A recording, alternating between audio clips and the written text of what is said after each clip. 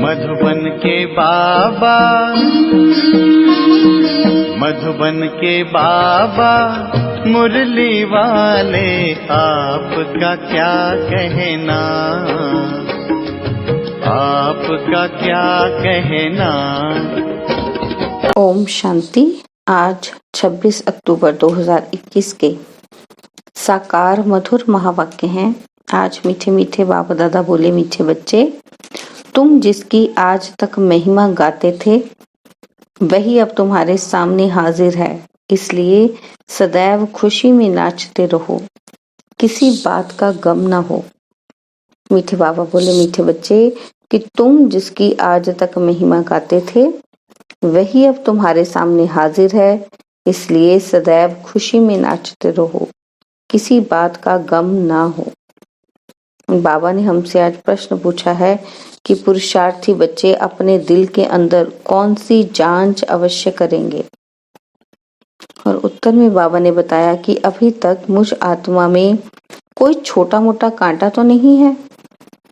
काम का कांटा सबसे तीखा है, क्रोध का कांटा भी बहुत खराब है। देवताएं क्रोधी नहीं होते, इसलिए मीठे बच्चे, कोई कांटा हो तो निकाल दो, अपने आप को घाटे में मत डालो। और आज मुरली का गीत है, तुम माता पिता हम बालक तेरे, तुम्हारी कृपा सुख घनेरे। ओम शांति। मीठे मीठे रूहानी बच्चों ने अपने बाप की महिमा सुनी, वह गाते रहते हैं और यहाँ तुम प्रैक्टिकल में उस बाबा का वर्षा ले रहे हो। दुनिया वाले तो सिर्फ गाते रहते हैं और बाबा कहते हैं आप प्रैक्टिकल में उनसे वर्षा ले रहे हो, डायरेक्ट कम्युनिकेट कर रहे हो। तुम जानते हो बाबा हमारे द्वारा भारत को स्वर्ग बना रहे हैं, जिनके द्वारा बना रहे हैं जरूर वही सुख धाम का मालिक बनेंगे। बच्चों को तो बहुत खुशी रहनी चाहिए। बाबा की महिमा अपरंपार है, उससे हम वर्षा पा रहे हैं। अभी तुम बच्चों पर बल्कि सारी दुनिया पर बृहस्पति की दशा है। अभी यह तुम ब्राह्मण ही जानते हो। भारत खास और दुनिया आम सब पर बृहस्पति की दशा बैठी है, क्योंकि अब 16 कला संपूर्ण बनते हो। इस समय तो कोई कला ही नहीं है। बाबा कहते बच्चों को बहुत खुशी रहनी चाहिए, ऐसे नहीं यहाँ खुशी है और बाहर होने जाने से गुम हो जाए। बाबा कहते जिसकी महिमा गाते रहते हो वह अब तुम्हारे पास हाजिर है। बाबा समझाते हैं कि 5000 वर्ष पहले भी रजाई देकर गया था। अभी तुम देखेंगे आहिस्ते आहिस्ते सब पुकारते रहेंगे, तुम्हारे भी स्लोगन निकलते रहेंगे। जैसे कोई कहते हैं कि एक धर्म हो, एक रजाई हो, एक भाषा हो। बाबा कहते भी आत्माएं भी कहती है ना, आत्मा जानती है कि बरोबर भारत में एक राजधानी देवी देवताओं की थी। यह खुशबू फैलती जाएगी और तुम खुशबू डालते जाते हो। ड्रामा प्लान अनुसार लड़ाई के भी आसार सामने खड़े हैं। बाबा कहते ये कोई नई बात नहीं है। भारत को 16 कला संपूर्ण जरूर बनना है। तुम जानते हो हम इस योग बल से 16 कला संपूर्ण बन रहे हैं। कहते हैं ना, दे दान तो छूटे ग्रहण। बाप भी कहते हैं विकारों का, अवगुणों का दान दो। यह रावण राज्य है ना, बाप आकर इनसे छुड़ाते हैं। इसमें भी काम विकार बड़ा भारी अवगुण है। तुम देह अभिमानी बन पड़े हो और अब देही अभिमानी बनना पड़े। बाबा कहते शरीर का भी भान छोड़ना पड़े। इन बातों को तुम बच्चे ही समझते हो, दुनिया नहीं जानती। भारत जो 16 कला संपूर्ण था, संपूर्ण देवताओं का राज्य था, इन लक्ष्मी नारायण की राजधानी थी, भारत स्वर्ग था और अब 5 विकारों का ग्रहण लगा हुआ है। इसलिए बाप कहते हैं दे दान तो छूटे ग्रहण। यह काम विकार ही गिराने वाला है। इसलिए बाप कहते हैं यह दान दो तो 16 कला संपन्न बन जाएंगे, नहीं देंगे तो नहीं बनेंगे। बाबा कहते आत्माओं को अपना अपना पाठ मिला हुआ है ना, यह भी तुम्हारी बुद्धि में है। तुम्हारी आत्मा में कितना पाठ है। तुम विश्व का राज्य भाग्य लेते हो, बाबा कहते ये बेहद का ड्रामा है, अथाह एक्टर्स हैं। इसमें फर्स्ट क्लास एक्टर्स हैं ये लक्ष्मी नारायण, उनका नंबर 1 पार्ट है। विष्णु सो ब्रह्मा सरस्वती, फिर ब्रह्मा सरस्वती सो विष्णु बनते हैं। यह 84 जन्मों का चक्र कैसे लगाते हैं, यह सारा बुद्धि में आ जाता है। व्यापारी लोग चोपड़ा रखते हैं तो उस पर स्वस्तिका निकालते हैं ना, गणेश की पूजा करते हैं। बाबा कहते ये है बेहद का चोपड़ा। स्वस्तिका में 4 भाग होते हैं। जैसे पूरी में चावल का हांडा रखते हैं, वह पक जाता है तो 4 भाग हो जाते हैं। बाबा कहते वहां चावल का ही भोग लगता है। और अभी तुम बच्चों को कौन पढ़ा रहे हैं? मोस्ट बिलवेड बाप, वो आकर तुम्हारा सर्वेंट बना है, तुम्हारी सेवा करते हैं। मनुष्य तो कह देते हैं आत्मा निर्लेप है, और बाबा कहते अभी तुम जानते हो कि आत्मा में 84 जन्मों का पाठ है ही। उनको फिर निर्लेप कहना कितना दिन रात का फर्क हो जाता है। जब यह कोई अच्छी रीति मास 1.5 बैठ समझेंगे तब पॉइंट्स बुद्धि में बैठेंगी। दिन प्रतिदिन पॉइंट्स बहुत निकलती रहती हैं। ये है जैसे कस्तूरी। बाबा कहते हैं शास्त्रों में तो कुछ भी सार नहीं है। बाबा कहते हैं अब वह बुद्धि से निकाल दो। ज्ञान सागर एक मैं ही हूँ। जब पूरा निश्चय बैठता है तो समझते हैं, क्या समझते हैं कि बरोबर ये सब भक्ति मार्ग के लिए है। परमपिता परमात्मा ही आकर दुर्गति से सदगति करते हैं। सीढ़ी पर भी क्लियर दिखाना है। भक्ति मार्ग शुरू होता है तो रावण राज्य शुरू होता है। अभी गीता एपिसोड रिपीट हो रहा है। बाप कहते हैं मैं कल्प के संगम युगे आता हूँ। और उन्होंने फिर कच्छ मच्छ अवतार कह दिया है, 24 अवतार कह देते हैं। बाबा कहते हैं अब तुम पर बृहस्पति की दशा है, मैंने तुमको स्वर्ग का मालिक बनाया। अब रावण ने राहु की दशा बिठा दी है। अब फिर बाप आए हैं स्वर्ग का मालिक बनाने। तो बाबा कहते हैं अपने को घाटा नहीं डालना चाहिए। व्यापारी लोग अपना खाता हमेशा ठीक रखते हैं, घाटा डालने वाले को अनाड़ी कहा जाता है। अब तो ये सबसे बड़ा व्यापारी है, कोई विरला व्यापारी व्यापार करे। बाबा कहते यही अविनाशी व्यापार है, और व्यापार तो सब मिट्टी में मिल जाने वाले हैं। अभी तुम्हारा सच्चा व्यापार हो रहा है, ठीक है ना।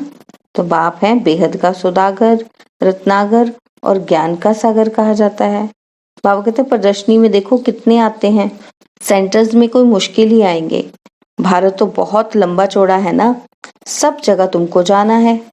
बाबा कहते पानी की गंगाएं तो सारे भारत में नहीं है। यह भी तुमको समझाना पड़े कि पानी की गंगा कोई पतित पावनी नहीं है। तुम ज्ञान गंगाओं को जाना पड़ेगा। चारों तरफ प्रदर्शनी मेले करते रहेंगे, दिन प्रतिदिन चित्र भी कितने अच्छे अच्छे बनते रहेंगे। बाबा कहते शोभनिक चित्र ऐसे हों जो देखने से ही खुशी आ जाए। यह तो ठीक समझाते हैं। अब लक्ष्मी नारायण की राजधानी स्थापन हो रही है। अभी ब्राह्मण धर्म की स्थापना हो रही है। यह ब्राह्मण ही देवी देवता बनते हैं। बाबा कहते तुम अभी पुरुषार्थ कर रहे हो तो दिल में अपने से पूछते रहो कि हमारे में कोई छोटा मोटा कांटा तो नहीं है, काम का कांटा तो नहीं है, क्रोध का छोटा सा कांटा। बाबा कहते वह भी बहुत खराब है। देवताएं क्रोधी नहीं होते हैं, दिखाते हैं शंकर की आंख खुलने से विनाश हो जाता है। यह भी एक कलंक लगाया है, विनाश तो होना ही है। सूक्ष्म वतन में शंकर को कोई सर्प आदि थोड़े हो सकते हैं। बाबा कहते वहां धरती ही कहाँ जो सर्प निकले, आसमान में थोड़ी सर्प घूमेंगे। सूक्ष्म वतन और मूल वतन में बाग बगीचे सर्प आदि कुछ भी नहीं होते। यह सब यहाँ होते हैं। स्वर्ग भी यहाँ ही होता है। बाबा कहते इस समय मनुष्य कांटे मिसल हैं, इसलिए इनको कांटों का जंगल कहा जाता है। सत्युग है फूलों का बगीचा। बाबा कहते तुम देखते हो बाबा कैसा बगीचा बनाते हैं, मोस्ट ब्यूटीफुल बनाते हैं, सबको हसीन बनाते हैं। खुद तो एवर हसीन है, सब सज्जनियों को अर्थात बच्चों को हसीन बनाते हैं। बाबा कहते रावण ने बिल्कुल काला बना दिया है। अब तुम बच्चों को खुशी होनी चाहिए कि हमारे ऊपर बृहस्पति की दशा बैठी है। आधा समय दुख और आधा समय सुख हो। बाबा कहते इससे फायदा ही क्या? नहीं, 3 हिस्सा सुख है। यह ड्रामा बना हुआ है। बहुत लोग पूछते हैं कि ड्रामा ऐसा क्यों बनाया है। बाबा कहते अरे ये तो अनादि है ना, क्यों बना यह प्रश्न ही नहीं उठ सकता। यह अनादि अविनाशी बना बनाया ड्रामा है, बनी बनाई बन रही। बाबा कहते किसी को मोक्ष नहीं मिल सकता। क्यों नहीं मिल सकता? बाबा कहते ये तो अनादि सृष्टि चली आती है, चलती रहेगी, प्रलय होती नहीं। बाबा नई दुनिया बनाते हैं इसमें, परंतु इसमें गुंजाइश कितनी है? नई दुनिया जो बनाते हैं, बाबा कहते जब मनुष्य पतित या दुखी होते हैं तब ही बुलाते हैं। बाबा आकर सबकी काया कल्प वृक्ष समान बनाते हैं। तुम्हारी आत्मा पवित्र बन जाती है तो शरीर भी पवित्र मिलेगा। तो बाप तुम्हारी काया कल्प तरु बनाते हैं। आधा कल्प कब तुम्हारे अकाले मृत्यु नहीं होगी, तुम काल पर जीत पाते हो। बाबा कहते तुम बच्चों को बहुत पुरुषार्थ करना चाहिए। जितना ऊंच पद पाएं उतना अच्छा है। पुरुषार्थ तो हर एक जास्ती कमाई के लिए करते हैं। लकड़ी वाले भी कहेंगे कि हम जास्ती लकड़ी ले जाएं तो जास्ती कमाई होगी। बाबा कहते कोई तो ठगी से भी कमाई करते हैं, वहां ऐसे दुख की बात नहीं होती। अब तुम बाप से कितना वर्षा लेते हो, अपनी जांच करनी चाहिए कि हम स्वर्ग में जाने लायक हैं। बाबा कहते हैं नारद का मिसाल दिया है ना, शास्त्रों में तो बहुत बातें लिख दी हैं। यह तीर्थ यात्रा आदि सब छोड़ो। भटकन है ना, बाबा कहते हैं गीत भी है ना कि चारों तरफ लगाए फेरे फिर भी हर पल दूर रहे।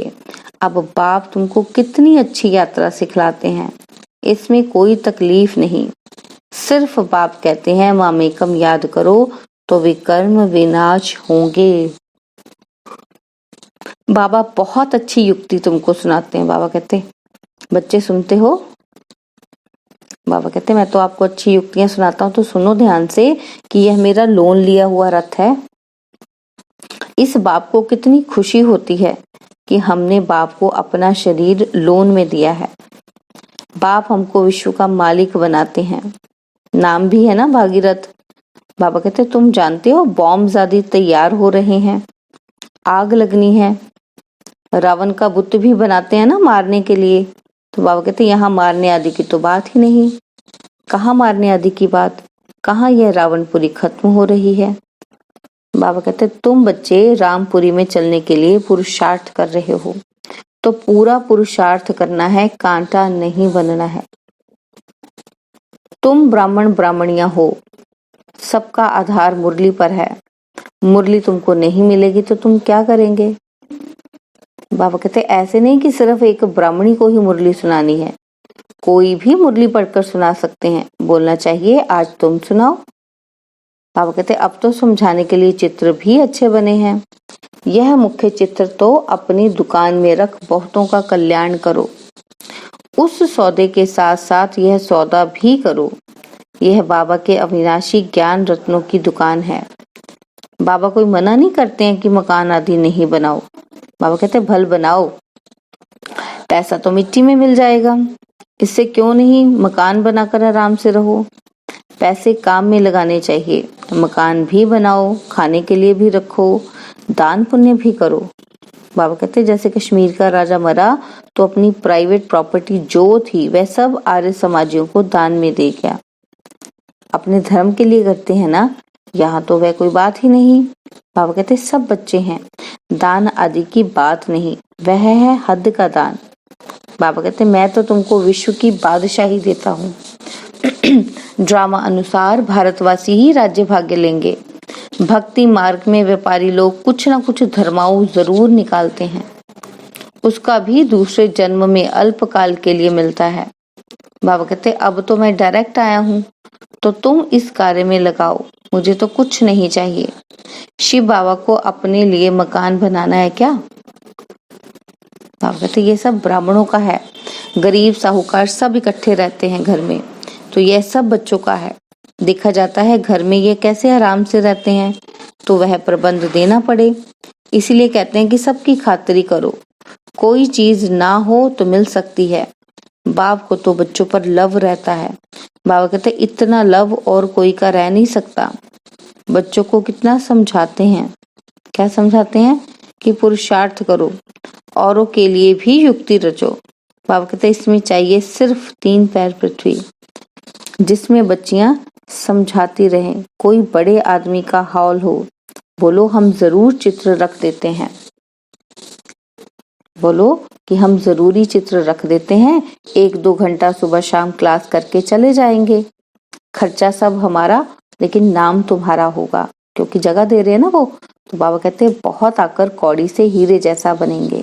अच्छा, मीठे मीठे सिकिलदे बच्चों प्रति माता पिता बाप दादा का याद प्यार और गुड मॉर्निंग। रूहानी बाप की रूहानी बच्चों को नमस्ते। हम रूहानी बच्चों की रूहानी बाप दादाजी को दिलवा जान सिकवा प्रेम से नमस्ते।